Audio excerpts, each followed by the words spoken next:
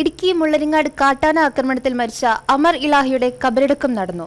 മുള്ളരിങ്ങാട് ജുമാ മസ്ജിദിലാണ് ചടങ്ങുകൾ നടന്നത്. മന്ത്രി Roshy Augustine M P DN Kuriakose ഉൾപ്പെടെയുള്ളവർ അമറിന്റെ വീട്ടിലെത്തി.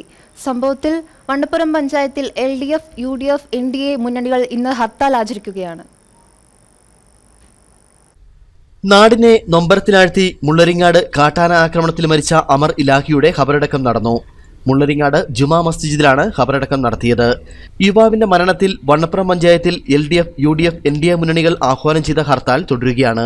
വൈകിട്ട് 6 മണി വരെയാണ് ഹർത്താൽ. ഇന്നലെ ഉച്ചകഴിഞ്ഞ് 3 മണിയോടെയാണ് കാട്ടാന ആക്രമണത്തിൽ അമർ ഇലാഹി മരിച്ചത്. വീടിന് സമീപത്തെ തേക്കിൻകൂപ്പിൽ പശുവിനെ അഴിക്കാൻ പോയപ്പോഴായിരുന്നു ആക്രമണം. കൂടെയുണ്ടായിരുന്ന സുഹൃത്ത് മൻസൂർ ഓടി രക്ഷപ്പെട്ടു. അമർ ഇലാഹിയെ തൊടുപുഴയിലെ ജില്ലാ ആശുപത്രിയിൽ പ്രവേശിപ്പിച്ചെങ്കിലും ജീവൻ രക്ഷിക്കാനായില്ല. News bureau, Thodupuzha.